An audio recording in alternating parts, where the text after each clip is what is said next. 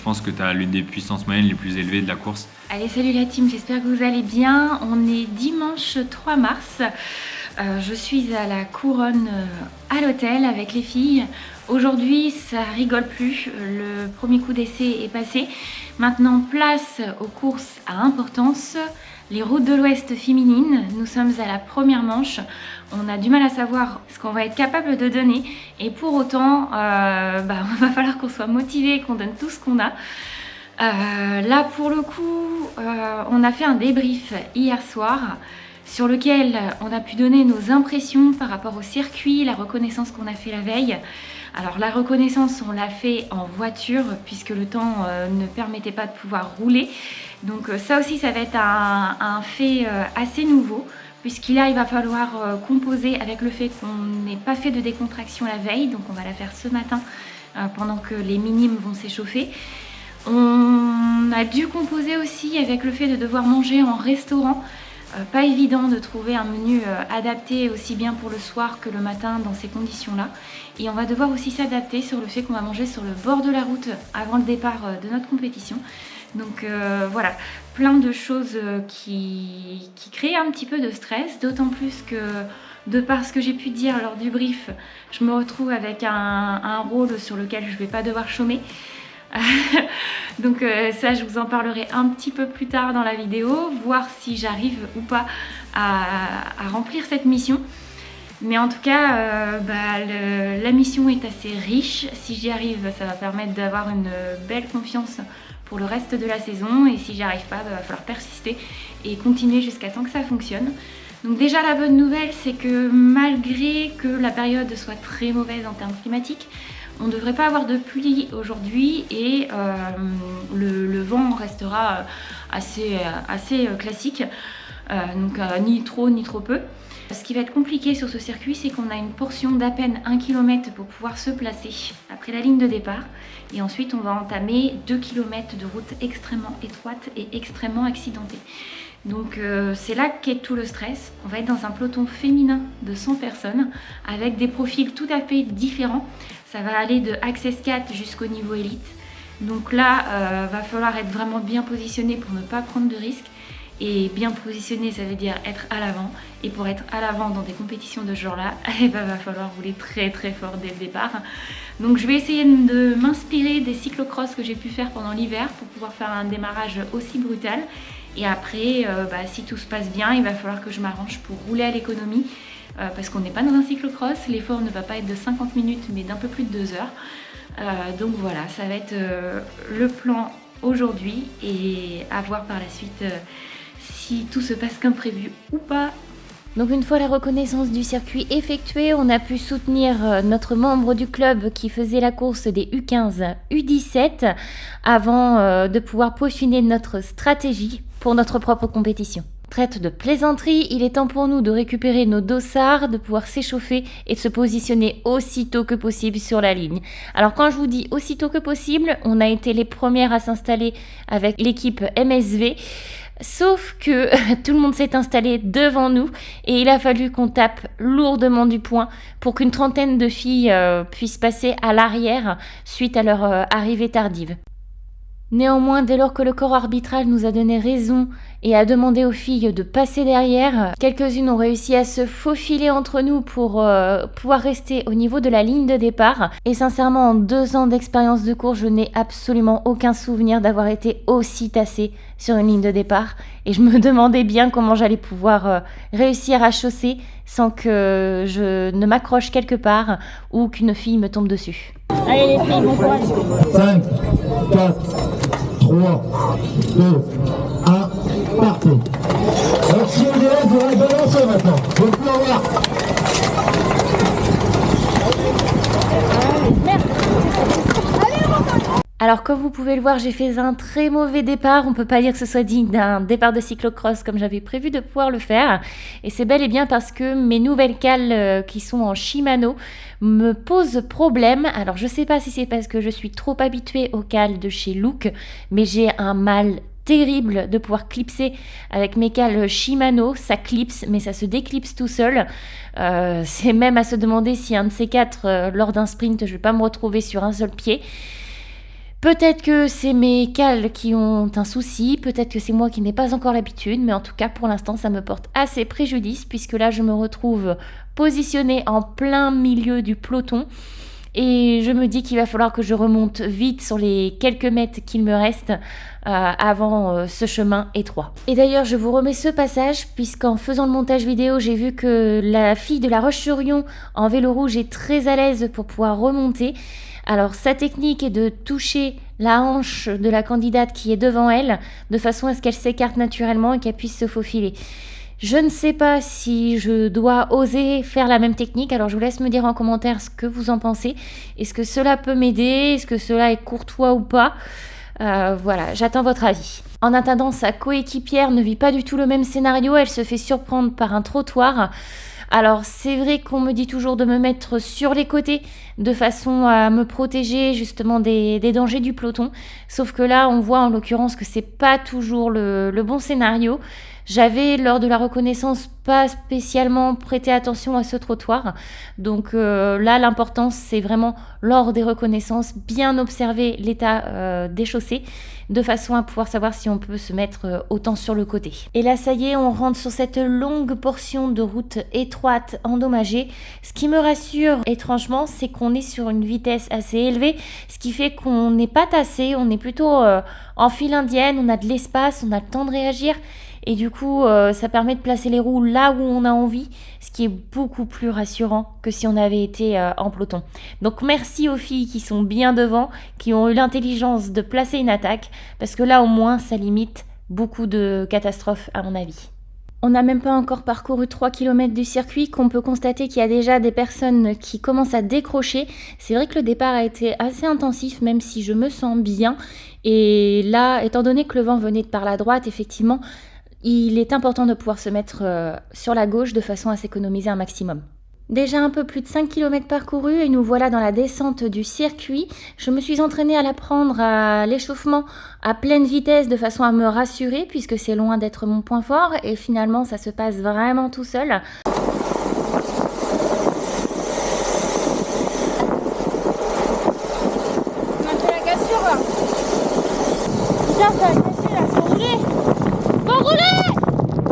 Alors effectivement, à ce moment-là, je voulais manifester le fait que la cassure avait eu lieu, qu'il fallait qu'on puisse creuser l'écart puisque je ne suis pas à l'aise dans les gros pelotons et plus ça casse par l'arrière, plus ça fait mon arrangement.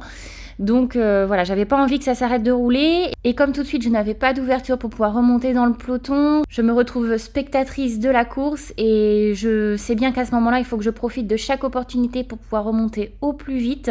Et à ce moment-là c'est Marine qui ouvre la porte pour pouvoir remonter sur une distance de 300 mètres de façon à ce qu'on se retrouve à l'avant du peloton. Nous voici ici dans la deuxième côte du circuit, elle est à 1,5 km de l'arrivée, elle fait 300 mètres de distance pour un dénivelé allant de 4 à 7%, donc c'est une côte qui me correspond totalement. Je me dis que c'est ici que je peux peut-être faire quelque chose au moment de l'arrivée, mais pour l'instant on est plutôt dans un embouteillage, c'est compliqué pour moi de lâcher les watts et pour cause on voit dans ce sommet que vraiment on n'était pas si loin de la chute puisque tout le monde voulait absolument passer. On peut voir ici que le fait que ce soit que ma deuxième course de la saison me porte encore préjudice puisque je freine trop dans les virages.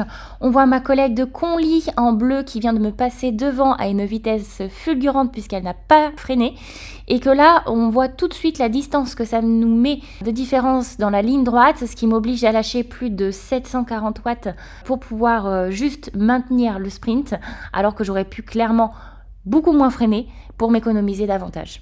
Nous sommes au deuxième tour de cette course. Il est temps pour nous de réfléchir un petit peu à notre stratégie puisque la cassure se fait essentiellement par l'arrière et que pour l'instant, nous ne sommes pas très bien positionnés. Faut qu'on fasse gaffe, Marine. Non, qu'il y a de laser de notre groupe. Faut se préparer, Marine, ça va y aller là. Et effectivement, on va partir sur un effort de 4 minutes avec une montée qui va être très sélective et une descente qui aura bien failli avoir raison de moi.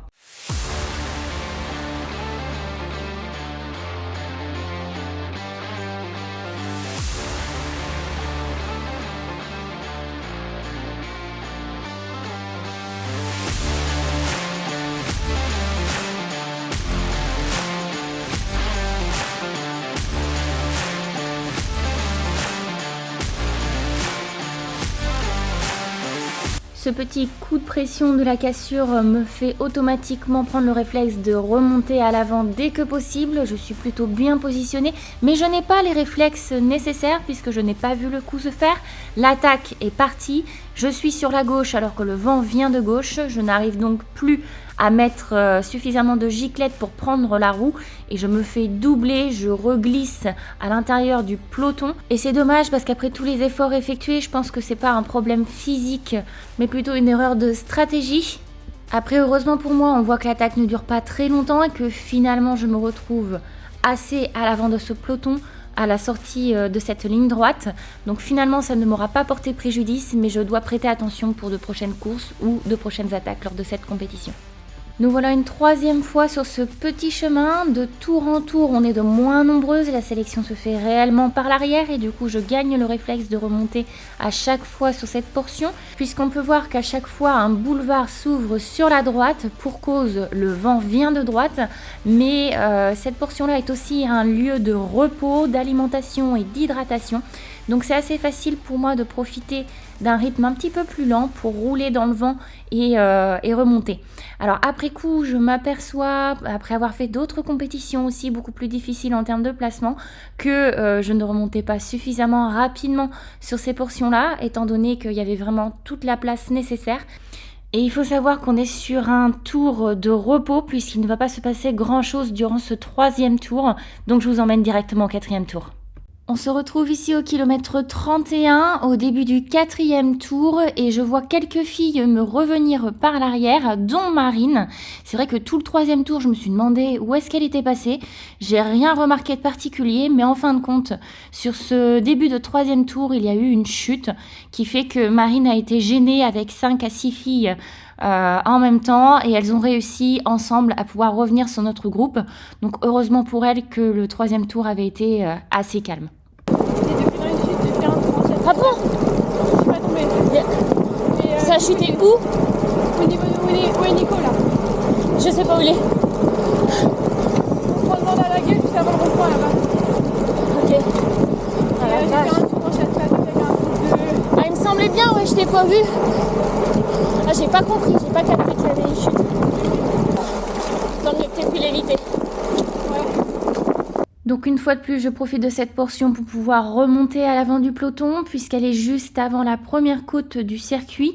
Cette côte sera primordiale dans les prochains tours, mais ce ne sera pas encore pour le quatrième tour sur lequel je vais pouvoir m'exprimer puisque le peloton aura décidé de rester au calme et que je ne suis pas suffisamment à l'avant du peloton pour me permettre de placer une attaque. Mais justement, ça se met à attaquer en haut de la bosse, donc tout en haut de la descente. On va pouvoir aller très très vite sur cette portion-là. C'est un véritable challenge pour moi puisque je dois continuer à pédaler à fond malgré mes craintes. Et visiblement, il s'est une fois de plus fallu de peu. J'ai fait un énorme effort pour revenir sur le groupe. J'ai réussi à le faire, mais clairement, j'y ai laissé des cartouches.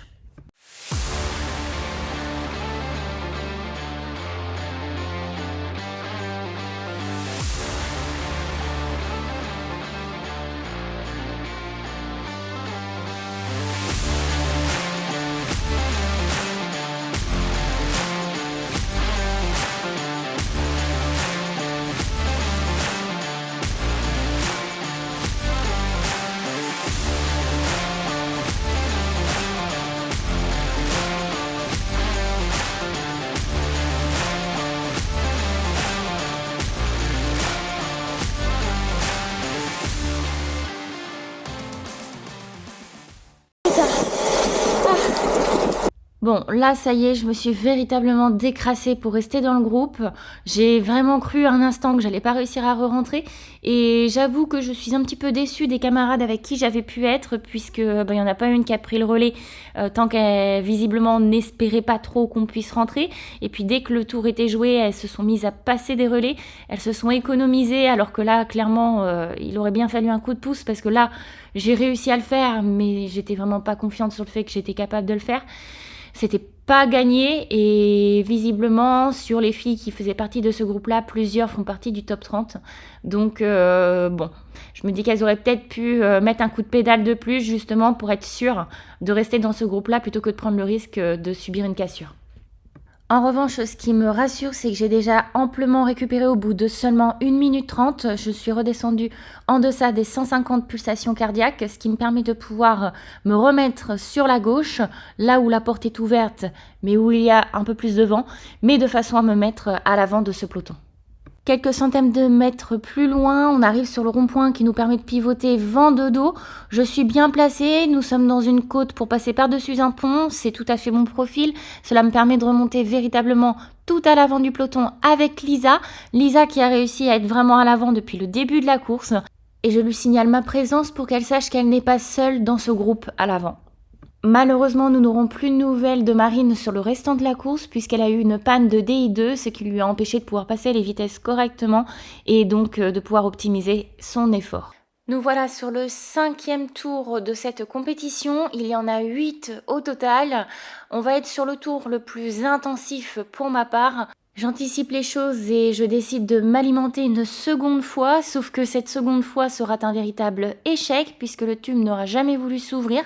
Pour vous dire, je l'ai même ouvert au ciseau la semaine d'après pour ma deuxième manche des routes de l'Ouest féminine et malgré le coup de ciseau, la confiture ne voulait toujours pas arriver jusque dans la bouche. Donc vraiment ce tube était foiré, il n'y a rien d'autre à dire et du coup je suis repartie pour un tour supplémentaire sans avoir pu m'alimenter.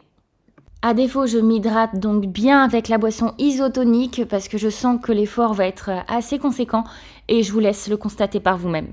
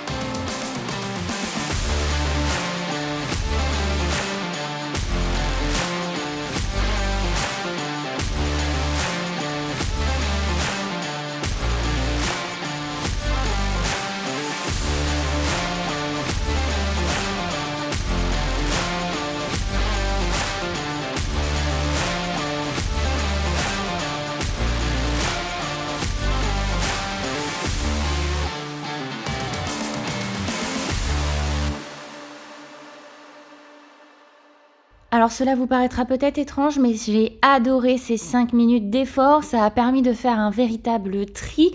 On était vraiment tout en file indienne, ça en a mis partout. Et là au moins tu sais que tu fais un effort pour quelque chose, c'est là où les moments clés d'une course se réalisent. Je me suis rendu compte que j'ai doublé de sacrées concurrentes et là du coup ça me crée une confiance et une envie de tenir jusqu'au bout. Donc à ce moment-là de la course, je me sens vraiment très bien. Et on voit d'ailleurs que je baisse ma garde puisque je suis passée de la droite vers la gauche pour pouvoir remonter. Mais du coup, cela m'expose au vent et pour autant, je ne remonte pas suffisamment vite pour me mettre à nouveau à l'abri. Donc là, je suis un petit peu le cul entre deux chaises, on va dire, et cela me permet pas de pouvoir récupérer assez rapidement puisque je suis toujours entre 350 watts et 400 watts sur cette portion-là et un cœur qui est entre 175 et 180 battements par minute. Malheureusement, pendant cette attaque, j'aurais perdu ma coéquipière Lisa qui ne se sentait pas très bien, peut-être un manque d'hydratation, un manque d'alimentation. Donc je me retrouve toute seule dans ce nouveau groupe et là je me retrouve comme l'année dernière à devoir faire du mieux possible et me trouver des alliés de circonstance. Nous voilà à l'avant-dernier tour, il y a un groupe de 4 filles qui sont parties à l'avant. Nous sommes le peloton principal à la suite avec encore derrière nous différents petits groupes. Donc là, je joue pour une place de 5e jusqu'à 23e. C'est très bien puisqu'on rentre dans le plan qui m'avait été donné. Nicolas, mon directeur sportif, m'avait demandé de pouvoir faire un top 30 sur cette journée. Donc là, j'ai enfin le sourire, je prends vraiment plaisir. Même si je sens que les crampes arrivent, je ne veux absolument pas m'arrêter. Je pense qu'on est plusieurs à avoir mal aux cuisses, puisque dès qu'il y a une attaque, on a du mal à tenir en danseuse. On donne tout ce qu'on a quand même, mais hors de question pour moi de baisser les bras maintenant. J'avais véritablement l'impression que j'allais faire un claquage tellement mes cuisses crampées, mais voilà, fallait tenir quoi qu'il arrive. Nous sommes donc 3 coureuses pour faire la jonction avec la coureuse qui vient de partir en solitaire. Donc il y avait la coureuse d'Occitane qui est juste devant moi à l'instant et Bérénice Paul qui est une adversaire très coriace. Je suis très contente d'avoir pu rouler à côté d'elle puisqu'elle aura fait des excellents résultats sur les routes de l'Ouest féminines. Donc affaire à suivre, mais en tout cas je suis avec le gratin des coureuses et ça me met en confiance une fois de plus sur le reste de ma saison et ça me pousse aussi à me dépasser et à continuer mon effort malgré les douleurs.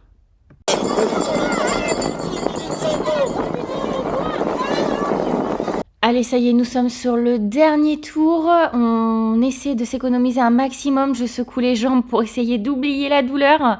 Et je sais pas si toutes les filles étaient dans la même situation que moi, avec des crampes.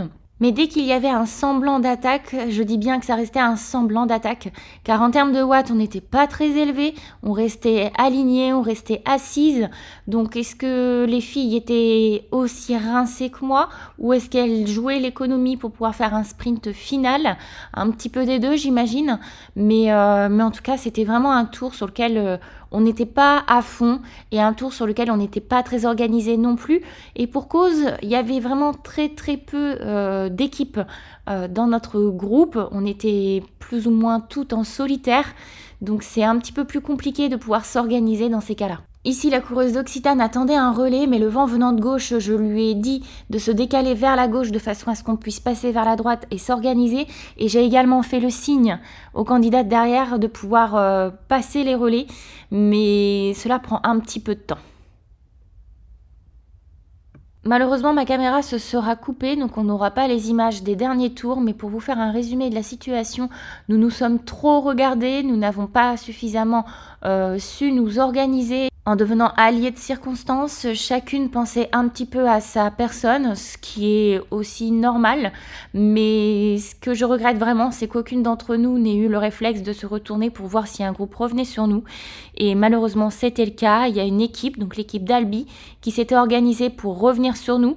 Et pour le coup, eh bien, on ne jouait plus pour la 5e à la 23e place, mais jusqu'à la 40e place à peu près pour vous faire un topo. Donc là, c'était beaucoup plus compliqué d'un coup de remplir l'objectif de mon directeur sportif et j'étais un petit peu dégoûtée aussi du fait que tous nos efforts ne suffisent visiblement pas. Et l'arrivée étant sur un sprint plat, je savais que j'allais pas être à mon aise, que j'avais déjà lâché beaucoup de cartouches en plus de ça.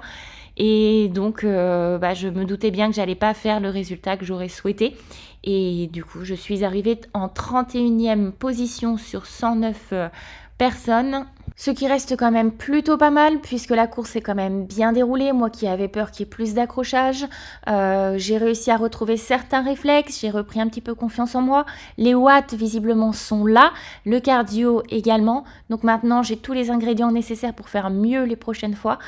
Il me suffit de suivre la recette à la lettre et d'éviter certaines petites erreurs de débutante. Puisque dans les routes de l'Ouest féminines, seules les 30 premières coureuses marquent des points. Donc imaginez ma déception lorsque j'ai appris que j'étais arrivée 31e. J'ai réussi à en doubler quelques-unes, j'aurais aimé en doubler une de plus. Mais bon, c'est comme ça, c'est le jeu et on verra si la semaine prochaine j'arrive à faire mieux. En tout cas, j'espère que cette course vous a plu. Il y a plein d'autres manches à venir sur les courses féminines. Alors si vous souhaitez connaître l'issue des prochaines courses, n'hésitez surtout pas à vous abonner. La chaîne est encore toute récente, donc j'ai besoin de votre soutien et de vos avis. Donc je vous laisse mon commentaire à chaud et désormais Progress va prendre la parole pour mettre en avant mes erreurs et nous guider sur comment m'améliorer sur les prochaines compétitions. Bon allez, ça y est, la course est terminée. Je suis dans une sensation un peu étrange parce que la course est quand même super bien passée. Après, vous avez vu sur le dernier tour, je me suis fait reprendre par un autre groupe et du coup, le top 30 est loupé, je crois. Donc quand tu fais toute une course forcément bien placée, t'es un peu dégoûté. Donc je suis contente parce que je pensais pas que ça allait se passer comme ça. Je pensais vraiment que j'allais être beaucoup plus loin que ça. Donc c'est bon signe pour la suite. Par contre, je suis à fleur de peau. Je suis à fleur de peau parce que j'aurais voulu faire mieux, quitte à m'arracher comme ça. Donc c'est pas grave. L'équipe s'est quand même bien débrouillée, même si on n'a pas eu beaucoup de chance. Il y avait Lisa et et Marine qui est avec moi dans le premier groupe. Lisa a eu une fringale, donc c'est un petit peu dommage parce qu'elle était hyper bien placée. Et Marine a eu un problème de DI2, donc forcément, quand tu es en mono-vitesse, c'est plus compliqué de pouvoir suivre. Donc bon, affaire à suivre, il y a encore des progrès à faire. Le sprint n'est pas mon point fort. J'aurais dû attaquer dans cette dernière petite côte pour pouvoir être mieux placée, mais les crampes m'ont empêché d'être en danseuse. Vraiment des grosses crampes.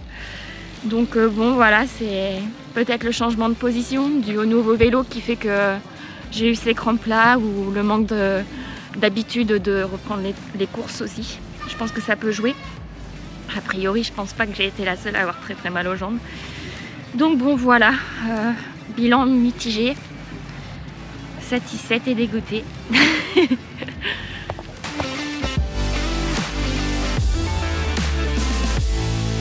Salut à tous, j'espère que vous allez bien. Alors voilà, aujourd'hui on va débriefer la première manche de la ROF avec la course de Gwenaëlle, donc j'ai vu la vidéo juste avant. Pour revenir déjà sur le constat que tu m'as fait et la réaction à chaud, je te trouve dur avec toi-même. Alors voilà, je sais que tu es exigeante et que tu attends beaucoup de toi et tu te mets énormément de pression, mais faut pas que tu sois dur avec toi. Et je pense que cette 31e place, tu aurais signé avant même d'avoir fait la course et en plus sans tomber. Donc voilà, il faut que tu sois positive et que tu en tires les enseignements. Déjà, pour revenir à l'ancienne vidéo, il y a déjà du mieux. Alors quand on parle de mieux, voilà, il y a toujours possibilité d'améliorer les choses. Le mieux que j'ai pu remarquer lors de cette vidéo, c'est ton plan de marche. Il a été vraiment à la lettre, c'est-à-dire que tu avais établi exactement comment ça allait se passer s'il y avait le moindre événement. Et l'une des choses que tu as mis en place, c'est ce placement sur la ligne. On voit que tu as fait l'effort de vouloir te placer sur la ligne. Alors compliqué de garder sa position à ce que je vois encore, mais on voit que tu as fait l'effort et c'est quelque chose que tu devras mettre en place au fur et à mesure des prochaines compétitions. Le premier constat qu'on peut voir, c'est le placement dans le peloton et comment tu remontes le placement. Tu le remontes pas assez intelligemment. Il y a plusieurs fois où on voit que tu le remontes là où vient le vent, c'est-à-dire quand il vient de gauche, tu remontes à gauche. Alors je sais que c'est compliqué, c'est souvent à ce moment-là où il y a de l'espace et donc là c'est primordial d'y aller d'une traite et d'attendre peut-être des moments clés vraiment pour remonter. Là on voit que du coup c'est comme la dernière fois, je te l'avais déjà un peu reproché la dernière fois, c'est-à-dire que tu remontes par petites vagues en essayant par petites vagues plutôt d'essayer de remonter progressivement d'une vague. Et donc là c'est assez compliqué, tu perds énormément d'énergie et c'est pareil pour le placement. On va pas se le cacher, voilà, le placement, tu as été souvent à l'arrière, tu subissais les à-coups, subissais aussi les personnes qui étaient en difficulté, donc tu devais faire le saut. Et derrière, du coup, ça t'a engendré énormément de fatigue et tu as fait beaucoup trop d'efforts. Il aurait fallu être plus haut et essayer de remonter plus intelligemment. Comme on en a pu aussi en discuter, essayer lors des virages d'être sur l'extérieur, surtout toi qui as du mal à remonter, parce que vu que tu prends souvent les virages à l'intérieur, tu dois freiner et donc faire une plus grosse relance. Et qui dit plus grosse relance, dit plus de watts, donc dit perte d'énergie. Donc là, il faut vraiment que tu optimises ça en essayant de faire des trajectoires un peu plus linéaires et plus longues dans le sens de prendre les virages sur la largeur plutôt qu'à l'intérieur et couper. Alors des fois c'est plus simple de couper pour gagner un peu de position, mais là surtout sur des courbes qui sont assez linéaires, essayer de prendre plus sur la largeur, t'économiser. Pareil, quand tu remontes le peloton, on le voit une ou deux fois, tu le remontes, tu arrives presque à la tête et tu t'arrêtes en fait à la 10e position pour pas aller devant, pour pas prendre le vent.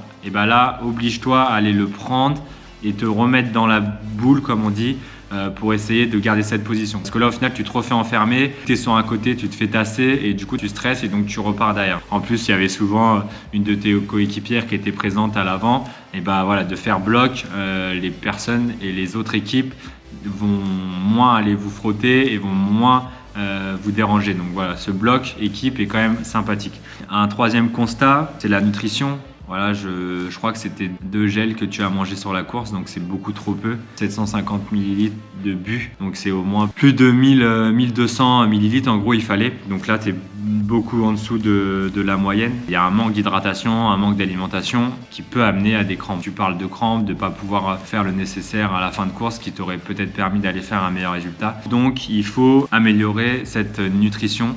Il faut manger toutes les 20 minutes. Alors si vous êtes avec des gels, essayez au moins toutes les 30 minutes. Après, je sais que s'il y en a qui n'aiment pas les choses solides, il y a des choses qui sont un peu plus faciles à manger. De la pâte d'amande, pâte de fruits, des gels, de la compote. Essayez de bien diversifier et essayez de boire 2 bidons. Se forcer à aller essayer d'aller chercher un bidon sur le bord de la route aussi. Surtout quand on a une équipe sur le bord de la route. Il faut aussi retirer le positif.